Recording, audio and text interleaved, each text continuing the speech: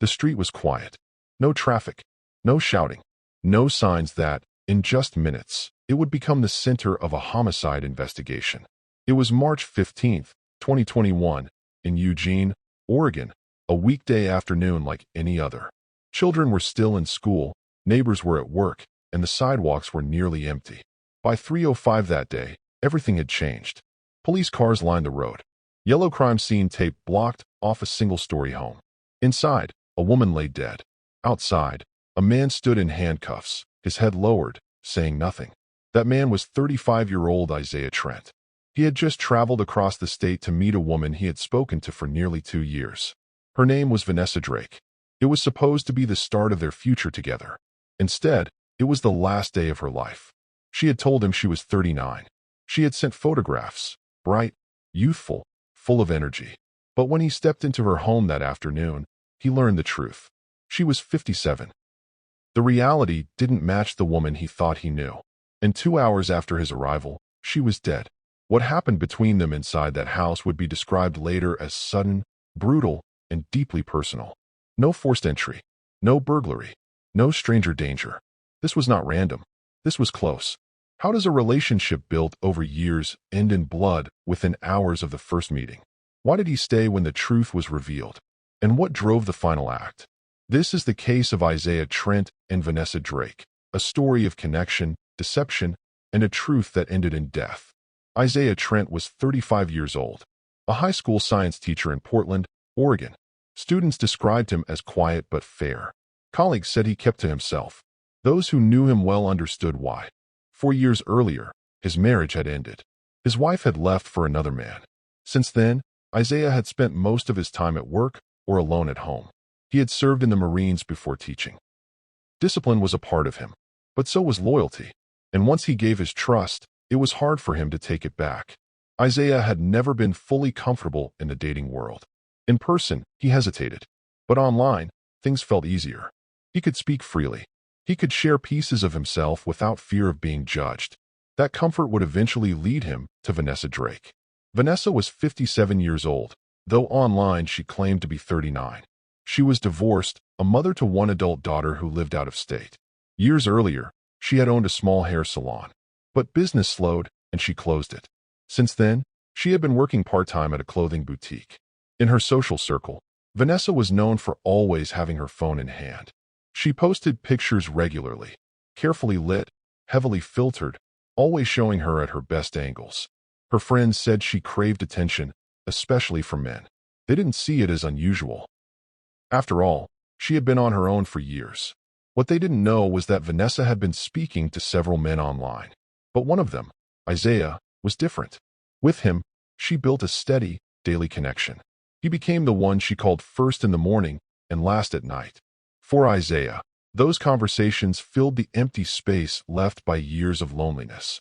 For Vanessa, they gave her a sense of youth she thought she had lost. They lived in 2 different cities, but they built a shared routine. Messages during lunch breaks, video calls in the evenings, long talks on weekends. On the surface, their relationship looked like a slow, steady build toward meeting in person. But beneath it, the foundation was not as solid as Isaiah believed. One of them knew the truth. The other was living in an illusion. It was late December, 2019. The holiday season. Isaiah was at home in his small apartment in Portland, scrolling through a dating site he had joined only a week earlier. He wasn't expecting much. He had tried before and never found a real connection. Then, her profile appeared. Her name, Vanessa. Age, 39. Location, Eugene, Oregon. The photos showed a woman with smooth skin, bright eyes, and a smile that felt warm even through a screen. Her bio said she loved cooking, fitness, and weekend travel. She seemed confident, secure. And to Isaiah, she looked exactly like the type of woman he had always hoped to meet. The first message was short, a simple compliment from her about his love of science. But it was enough to start something. Over the next few days, their conversations grew longer. By the end of the first week, they were messaging every morning and every night. Soon, they exchanged numbers. Texts turned into voice calls. Voice calls turned into video chats. Isaiah felt comfortable with her in a way he hadn't felt in years. She asked about his time in the Marines. She listened when he talked about the struggles of teaching. She even remembered the small details, the names of students he had helped, the books he was reading. Vanessa always kept the lighting dim on video calls. She said it was because she was camera shy. Isaiah never questioned it. He believed the woman on the screen was exactly who she said she was. By spring of 2020, their connection had become a constant in Isaiah's life. The world was shutting down, but their calls became a daily ritual. They shared meals over video, fell asleep on the phone, talked about meeting soon when things got better. For Isaiah, it was more than romance. It was stability. For Vanessa, it was attention she hadn't felt in years. They each had something the other needed. But while Isaiah saw honesty and trust, Vanessa was carefully protecting a truth she knew could end everything. The months passed, and their connection only grew. By the end of 2020, Isaiah and Vanessa had shared hundreds of calls, thousands of messages. They knew each other's routines. They celebrated birthdays and holidays together, though always through a screen. Isaiah sent her small gifts, a silk scarf she once admired in a store window, flowers delivered on Valentine's Day, even school supplies for her niece. He wanted her to feel cared for, appreciated, loved. Vanessa returned the attention in ways Isaiah valued most. She asked about his day, encouraged his goals, and called him her future. She spoke often about the life they could build together. But there were moments that didn't quite add up. Isaiah once suggested a surprise visit. Vanessa quickly refused, saying she didn't want him to waste the trip when she was so busy with work. Another time, during a video call, her camera froze for several seconds. When it came back, the lighting was different, her position slightly changed. She laughed it off, blaming her phone. To Isaiah, these were minor things. In his mind, they had something rare, a connection that had survived distance, time, and uncertainty. The truth was, Vanessa had spent years perfecting the way she presented herself online. Every photo was taken at a flattering angle, under soft lighting. Every video call was staged. She knew exactly how to keep her real age hidden. In private, she confided in a close friend that she was worried. If Isaiah found out the truth, she believed he would leave. But she also couldn't let go. She told her friend, "He makes me feel alive again. I'm not ready to lose that." Isaiah, meanwhile, saw no reason to doubt her. He was already planning their future, where they might live, what their wedding might look like. For him, this wasn't just an online romance. It was the real thing. 2 years of building trust. 2 years of imagining a life together. And 2 years of a truth that remained hidden. By early March 2021, Isaiah had reached a decision. 2 years of waiting was long enough. He wanted to see her face to face, hear her voice without a screen between them, and finally hold her in his arms. On the evening of March 14, 2021, he booked a last-minute ticket from Portland to Eugene. The flight would leave the next morning.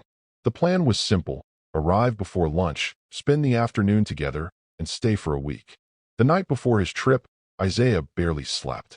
He went over their conversations in his mind, picturing how she might look in person. He imagined her smile, her laugh, the way she tilted her head when listening to him speak. At 6:45 a.m. on March 15th, he boarded his flight. The short journey took less than an hour. By 8 a.m., he was on the ground in Eugene. He rented a car and began the 15-minute drive to her neighborhood. At 12:49 p.m., Vanessa sent him a final text before his arrival. "I'll be waiting for you." Isaiah pulled into her driveway just after 1:10 p.m. The house was small but neatly kept, with white siding and blue shutters. The front door was open just enough for him to see a shadow moving inside. He stepped out of the car, his heart racing. This was the moment they had talked about for years. The moment he believed would change everything. What he didn't know was that, in less than 2 hours, police would be standing in that same driveway, photographing the scene of a homicide. Isaiah walked up the path to the front door. It opened wider as he approached, and for the first time, he saw her in person. The woman standing in the doorway was smiling, but she did not look like the woman he thought he knew. The hair was the same color, the eyes the same shape, but the lines around them were deeper, the skin looser, the years unmistakable. This was not the 39-year-old from his screen. This was a 57-year-old woman, standing in the light of day with nothing to hide her. For a moment, neither of them spoke. Isaiah froze where he stood, searching her face for an explanation. She stepped back and motioned him inside. The air in the house was warm, scented faintly with perfume. Framed photos lined the hallway, none of them recent enough to match the image she had given him online.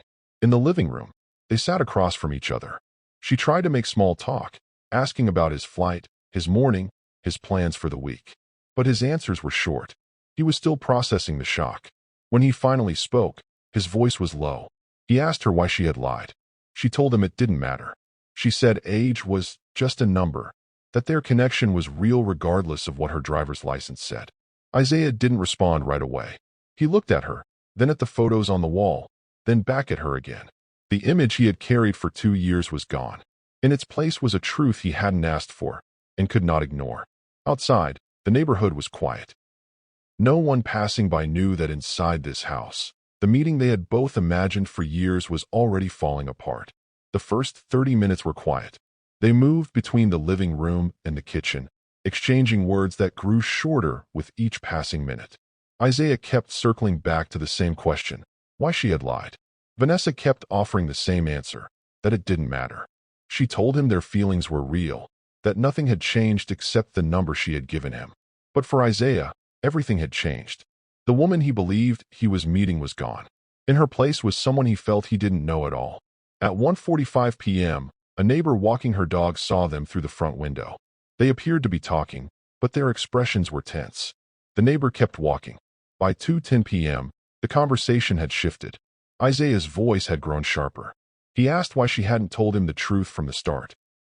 Vanessa said she was afraid he would lose interest, that she didn't want him to walk away before giving her a chance. Isaiah's posture stiffened. She noticed the change and tried to lighten the mood, offering him something to eat. He declined. At 2:30 p.m., according to investigators later, the argument had become circular. The same accusations, the same defenses. Vanessa told him she was still the same person he had spoken to for 2 years. But Isaiah said that person had never existed. The tension in the room was heavy. Words were fewer now. The sound of the refrigerator motor in the kitchen was louder than either of their voices. At 2:45 p.m., the neighbor who had passed earlier returned from her walk. This time, she heard muffled voices through the open kitchen window, sharper, faster, as if they were talking over each other. By 3 p.m., the voices stopped. The house fell silent. What happened in those final minutes would later be pieced together by detectives, but the timeline was already moving toward a single, irreversible act. The kitchen was small. Light from the window fell across the counter, where a knife rested near a cutting board. Isaiah stood near the doorway, watching Vanessa as she spoke. Her words were firm now, no longer apologetic. She told him she had nothing to be ashamed of, that her age didn't erase the hours they had spent together. He didn't answer. His eyes moved from her face to the counter. The knife was within reach. Later, in his statement to police, Isaiah would say the moment felt like it happened without thought, that his body moved before his mind caught up. He stepped forward. His hand closed around the handle. The steel felt cold and solid. Vanessa's eyes dropped briefly to the knife, then back to him. Her smile faded. She took a half step back, her hand rising as if to stop him. But there was no stopping him. The blade struck once, high in her chest. The sound in the room was not loud, just the sudden gasp of breath leaving her body. She staggered, her hands reaching for the edge of the counter, and then she collapsed to the floor. The house was silent again. The only movement was the slow spread of blood across the tile. Isaiah stood over her for several seconds. His breathing was heavy. His grip on the knife loosened, and it slipped from his hand, landing beside her. Outside, the world remained still. The sound of a car door closing somewhere down the street. The distant bark of a dog. Nothing to indicate that, inside this home, life had ended. At 3:05 p.m., a neighbor saw Isaiah leave through the front door. He walked quickly to his rental car, got in, and drove away. The call to 911 was made less than a minute later. The first patrol unit arrived within 4 minutes of the call. An officer stepped out, his eyes moving from the quiet street to the open front door. He approached cautiously, announcing himself. Inside, the air was warm, still carrying the faint scent of perfume. A single trail of blood led from the kitchen counter to the floor. Vanessa Drake lay motionless. The knife was beside her, its handle streaked with red. There were no signs of forced entry, no overturned furniture, nothing broken. The scene told investigators this was not a burglary or a random attack. This was personal. A neighbor gave the first description: a tall African-American man, mid-30s, wearing a dark jacket and jeans, leaving in a silver rental sedan. At 3:22 p.m., officers spotted a vehicle matching the description 2 blocks away, parked at the edge of a small lot. Isaiah Trent was inside, sitting in the driver's seat. His hands rested on the steering wheel. He did not resist. He stepped out when ordered, was placed in cuffs, and read his rights. He answered no questions on the street. By 3:40 p.m., he was seated in the back of a patrol car, staring straight ahead. The officers noted he was calm, breathing steady, no visible injuries. Back at the house, detectives and forensic teams began their work. They photographed every angle, marked the position of the knife, collected fingerprints, and sealed the room for evidence processing. By the time Vanessa's body was removed, the street had filled with onlookers. Some were neighbors. Others were drawn by the sound of sirens. None of them could explain how a meeting that had been planned for years had ended in death within hours. By 4:15 p.m., Isaiah was inside the Eugene Police Department. He was placed in interview room 3, a small, square space with plain white walls, a metal table, and 2 chairs. A camera in the corner recorded everything. He sat with his head down, hands resting on the table. For almost 20 minutes, he said nothing. When Detective Monique Harris entered, she greeted him by name and took a seat across from him. She began with basic questions: his address, his occupation, how long he had been in the city. He answered in short sentences, his voice low. It wasn't until she asked about Vanessa that his tone shifted. He told her they had been speaking for 2 years, that he believed she was 39. When he arrived, he realized she was much older. He said she had lied, that she had built an image of herself that was not real. He repeated that he had been honest from the start, and she had not. When Harris asked if he had planned to harm her, he shook his head. He said the meeting had been meant to confirm what he already felt, that she was the one. Instead, it ended with him feeling betrayed. He told her the argument had gone in circles, that every time he pressed for the truth, she pushed back, telling him it didn't matter. Then, he said, he just reacted. Harris asked him to explain what reacted meant.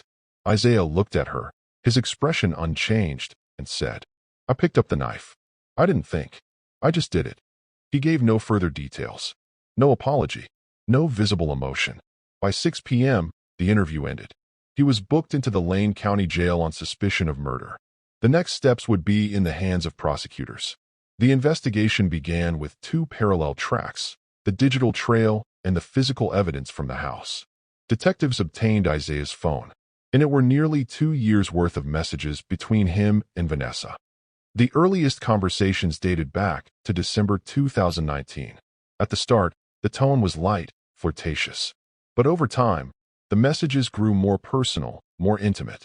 Dozens of video call records were logged, most of them lasting over an hour. But every video showed the same thing. Vanessa seated in dim light, positioned at the same angle, her camera slightly elevated. The text messages told a consistent story. Isaiah had expressed interest in meeting as early as mid-2020, but Vanessa had declined, citing work schedules, family obligations, and later, pandemic restrictions. On Vanessa's phone, investigators found multiple versions of the same images she had sent Isaiah. The originals were unedited, showing her at her true age. The versions she sent had been filtered, retouched, and cropped. Her social media accounts painted the same picture, posts that listed her age as 39, taken with heavy image adjustments. In the kitchen, forensic teams recovered the murder weapon: a stainless steel kitchen knife with a 6-inch blade. Blood matching Vanessa's DNA was on the blade. Isaiah's fingerprints were on the handle. There were no signs of a physical struggle, no overturned furniture, no broken objects, no defensive wounds on Vanessa's hands. The medical examiner concluded she had died from a single stab wound to the chest. For detectives, the evidence was clear. There was no unknown intruder. There was no break-in. This was a killing that occurred in the course of a personal confrontation, within 2 hours of the victim and suspect meeting in person for the first time. The trial of Isaiah Trent began in late January 2022 at the Lane County Courthouse. The courtroom was full on the first day, friends of Vanessa sitting in the rows behind the prosecution table. Isaiah's family quietly gathered on the opposite side. The prosecution's case was direct. They presented the messages, the photographs, and the flight booking records. They told the jury that Isaiah had been frustrated by Vanessa's refusal to meet earlier and that he suspected there was something she was hiding. They argued that the trip to Eugene was not just about romance. It was about confronting her, and that the confrontation ended in violence. Jurors were shown images of the kitchen where Vanessa died, the knife recovered from the floor, and still frames from their video calls. The prosecutor told them he saw the truth and decided to punish her for it. The defense offered a different account. They described Isaiah as a man who had endured years of isolation after his divorce, who finally believed he had found someone he could trust. They argued that Vanessa's deception had been deliberate and sustained, that she had maintained a false identity for more than 2 years, and that Isaiah's actions were the result of an emotional collapse, not a calculated plan. The defense brought in a forensic psychologist who testified that Isaiah displayed signs of what they called romantic fixation, a condition that can make rejection or betrayal feel catastrophic. The expert told the jury that the combination of personal history, isolation, and sudden revelation could have triggered a loss of control. One of the most emotional moments came when Vanessa's daughter took the stand. She told the jury her mother wanted to feel young again, and that meeting Isaiah had given her that. She said she didn't deserve to die because she wanted to be loved. After 8 days of testimony, the jury began deliberations. They returned after a day and a half with their verdict, guilty of second-degree murder. On March 10, 2022, Isaiah Trent returned to the Lane County Courthouse for sentencing. The courtroom was quieter than it had been during the trial. There were no television cameras, no packed gallery. Just the judge, the attorneys, the families, and the verdict that had already sealed his fate. Before sentencing, the court allowed victim impact statements. Vanessa's daughter spoke first. Her voice was steady, but her words were heavy. She said her mother had been imperfect, but she had been loving, and she had been alive when Isaiah walked into her home that day. She told the court, "You took away my mother, my friend, my only parent." And for what? Because she wanted to feel special again. Isaiah's sister also spoke. She told the judge that her brother had never been a violent man before this, that the person who committed this crime was not the man she grew up with. She asked the court to consider his years of service, his work as a teacher, and the possibility that one day he could return to society. When it was his turn to speak, Isaiah did not look toward Vanessa's family. He kept his eyes on the table in front of him. He said little, only that he wished things had happened differently. The judge reviewed the facts, the 2 years of communication, the deception, the meeting, and the single fatal act. He acknowledged the emotional complexity of the case, but reminded the court that the law required accountability for a life taken. Isaiah Trent was sentenced to 36 years in prison, with the possibility of parole after 18. Vanessa was buried in Eugene, attended by her daughter, her friends, and the neighbors who had known her for decades. For them, the questions about her choices mattered less than the reality that she was gone. For Isaiah's family, the sentence marked the start of a long separation. Visits through glass, letters instead of conversations, and the weight of a crime they would never fully understand. 2 years of calls, messages, and promises ended in a meeting that lasted less than 2 hours. It began with anticipation, continued with shock, and ended in death. For Isaiah Trent, it was the moment he claimed the truth was too much to bear. For Vanessa Drake, it was the last chapter of a life spent chasing connection in a world that often values appearance over honesty. This was not a case of strangers crossing paths. This was a case of 2 people who believed they knew each other, until the moment they met. And yet, the questions remain. Was this only about age? Or was it about trust, control, and the power we give to the stories people tell us? Did deception lead to violence? Or was the violence already waiting for a reason to surface? In the end, a single act took a life, destroyed 2 families, and left a community questioning how well we can ever know someone we meet online. What do you think? If you were in Isaiah's position, would you have walked away? Or would the betrayal have been too much for you to forgive? And if you were Vanessa, would you have told the truth, even if it meant losing the person you cared about? Leave your thoughts in the comments below. Like this video, share it with someone you trust, and subscribe so you don't miss the next story. Because the next case we cover may be one that could happen to anyone, even someone you know.